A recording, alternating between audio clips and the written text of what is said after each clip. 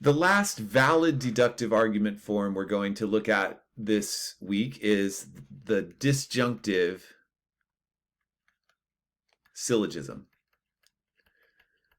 And think about here disjunct like a disconnection. So the first premise in a disjunctive syllogism is an either or.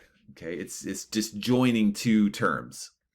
So it would be P or Q. Okay, and you could plug anything in for P, anything in for Q. And then what premise 2 does is it denies one of those terms. So let's say the first term, not P.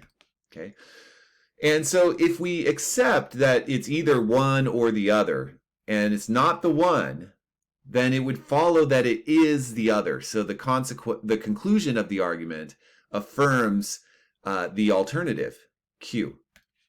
All right.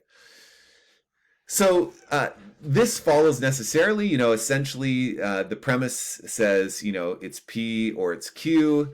The second premise rules out P, and the conclusion just affirms Q. And sure enough, if these premises are true, the conclusion could not possibly be false because we know that P is ruled out, so Q would follow. So that conclusion would have to be true. So if we have, a claim like either I am a Clark College student, or let's say a UW student, okay, and then premise 2 rules out one of those, just to keep the format exactly the same, let me redo this here.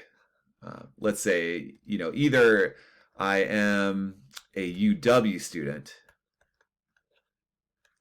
or I am a Clark College student, okay?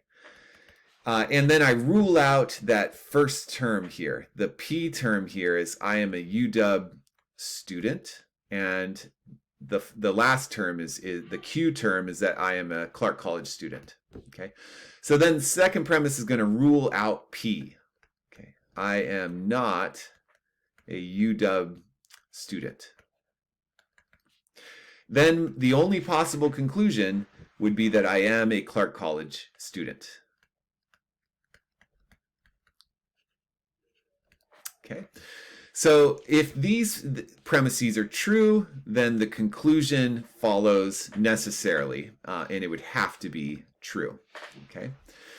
Now, a common mistake that is made is that people will think too narrowly. So when they create their either or, they don't really allow for all alternative possibilities. And what they express as a true either or is not really a true either or. And that's actually the case here with premise 1, is that, it's not either one or the other. There's plenty of schools that you might be going to, and there's also the possibility that you're no student at all, So, arguably this premise would be false, okay?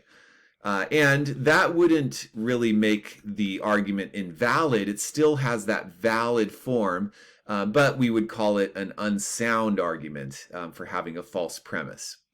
Indeed, when there is an argument like this, where the either or is not true, okay, there are many more possibilities than what's given, then we would call this a false dichotomy fallacy. False dichotomy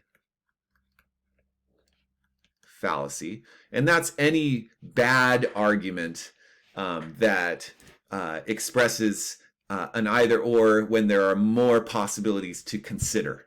Okay. But it doesn't make the argument invalid. It still has a valid form, but it's just an unsound one. The either or that is presented is not a true either or. But sometimes we do have true either or, claims. Some things are really one or the other. Okay. And then we get a valid and sound argument. I'll give you an example of that. Just a very simple examples for right now. So, either let's say I am warm-blooded. Well, actually, I want to do one that's false. So either I am cold-blooded, or I am warm-blooded. Okay, and that seems to be an either-or that is true. It holds. Okay, there's not additional possibilities to consider. Okay, and then I am not cold-blooded, so I rule out my P term. And so my conclusion follows that I would therefore necessarily have to be warm-blooded. So I am warm-blooded. So this has the correct form, either P or Q. P is denied and Q follows. And so when these premises are true, the conclusion, because the argument has this valid form, it has to be true. Additionally, the premises are true. So there's no fallacy committed, and the argument is both valid for having this form, disjunctive syllogism, and also sound for having a correct either or and having a true premise too, in my case. All right, let me know if you have any questions about these, as always.